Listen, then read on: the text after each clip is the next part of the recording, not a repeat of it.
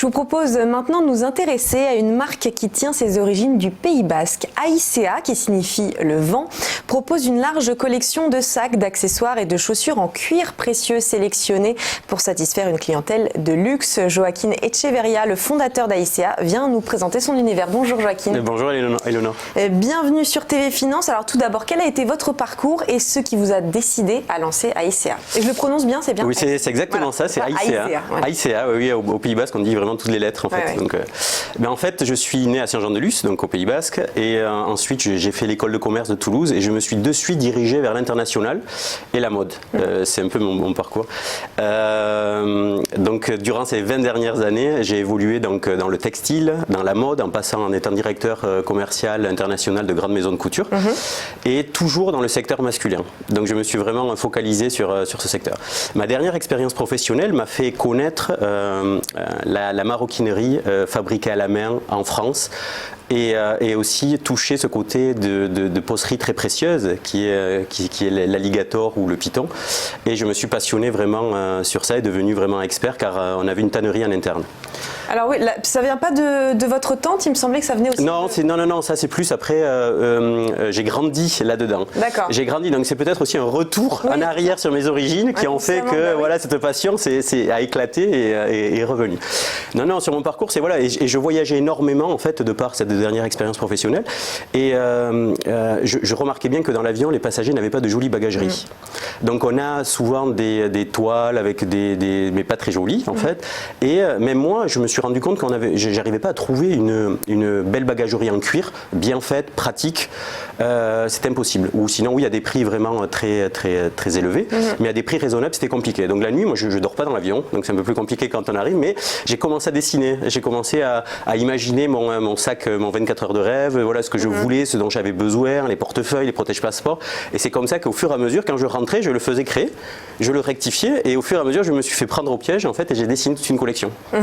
Donc voilà, et j'ai essayé de garder aussi tout dans ce que je fais, c'est mes valeurs. Oui, c'est ça, c'est ce que j'allais dire. Ouais, mes valeurs de basque qui est voilà, l'authenticité, le côté pratique, parce que je cherche toujours un côté pratique dans les choses.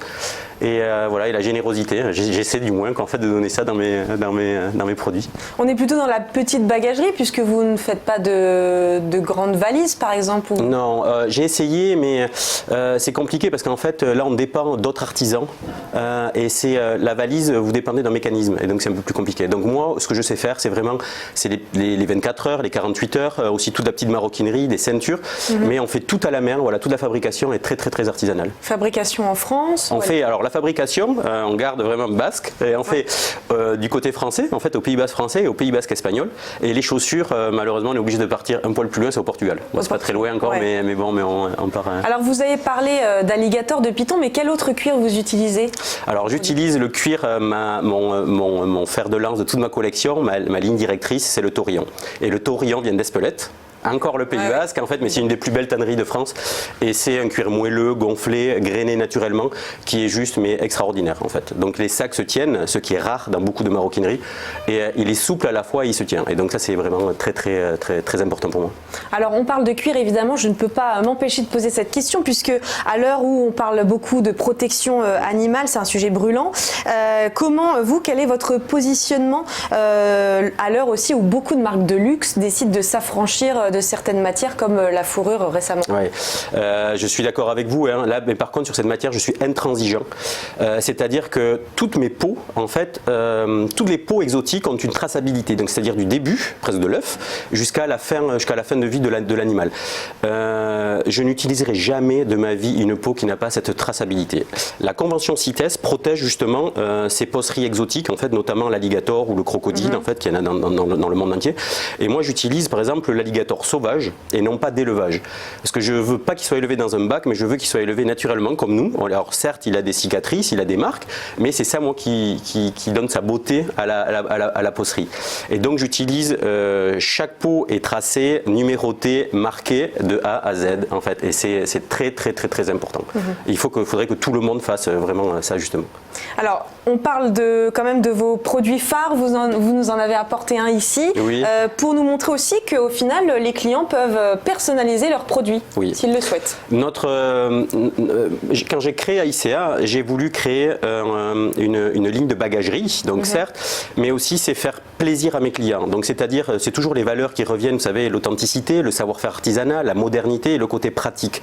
Et ce côté pratique, j'ai essayé, on a énormément de sacs, vous ouvrez, il n'y a rien à l'intérieur. Vous ne savez pas où mettre les clés, vous ne savez pas où mettre votre iPad, votre ordinateur et ça. Moi, tout est travaillé à l'intérieur de mes sacs. La matière est aussi noble à l'intérieur qu'à l'extérieur.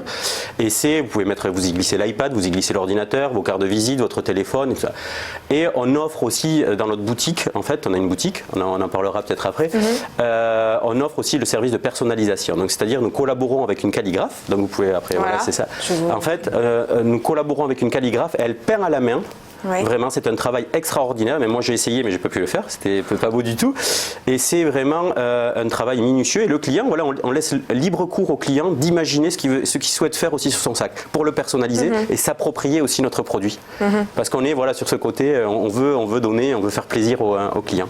Alors votre boutique, elle n'est pas très loin d'ici, elle est dans la galerie Vivienne. Pourquoi vous avez choisi ce lieu, qui est un lieu, c'est vrai, emblématique de Paris? C'est un lieu mythique, emblématique de Paris. La verrière, la mosaïque d'époque au sol du XVIIIe siècle encore, c'est juste mais extraordinaire en fait.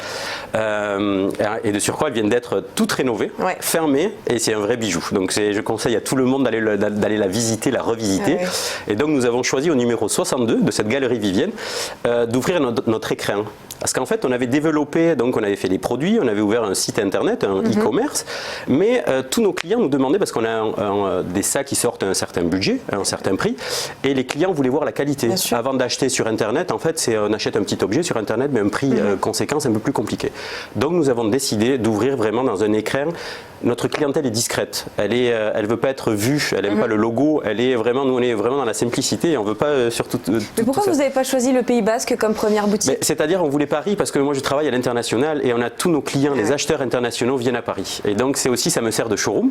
Donc lorsqu'ils viennent sur Paris faire les achats, et donc on présente tout. Et on a même des pierres apparentes dans la boutique qui sont d'époque. En fait c'est les murs porteurs de la galerie Vivienne. Et c'est juste splendide. Il y a encore des petits morceaux de mosaïque. Ça colle bien avec l'authenticité de votre marque. Oui, nous on a fait simple, c'est du bois, c'est du chêne massif avec du verre, avec du fer. Voilà, c'est un côté très très très très sobre, très masculin parce qu'on travaille beaucoup, on fait essentiellement de l'homme.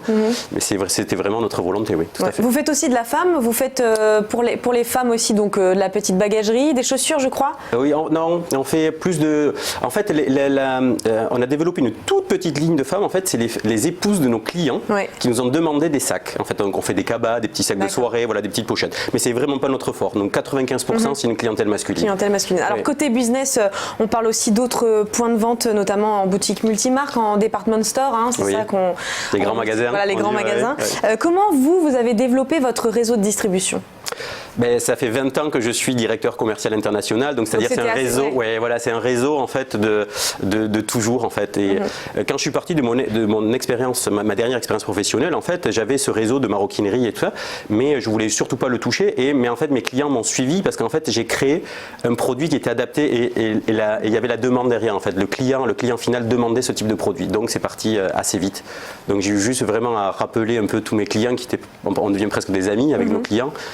Et c'est parti assez vite. Qu'est-ce qu'il faut pour se démarquer dans le secteur de l'accessoire aujourd'hui quand on est une marque comme la vôtre? Je pense qu'aujourd'hui, nous, on est une petite marque, très confidentielle, mais par contre, on fait de la très haute qualité à des prix très raisonnables. Aujourd'hui, c'est mon leitmotiv, c'est le savoir-faire, en fait, qui est très très important. Et la qualité, en fait, moi. Plus qu'une passion, si vous voulez, pour la maroquinerie, c'est une passion pour les belles pièces.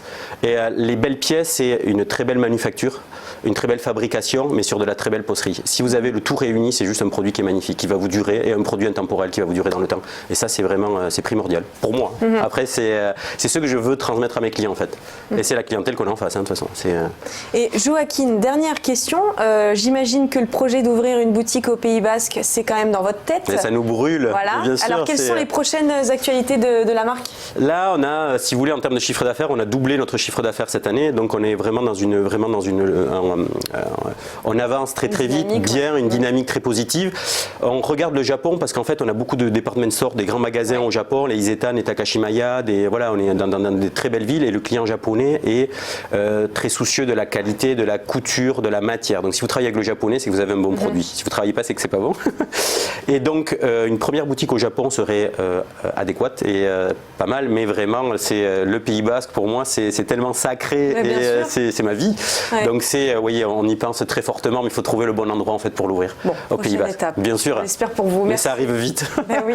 Merci beaucoup Joaquin Echeverria. Je rappelle que vous êtes le créateur de la marque Aicea.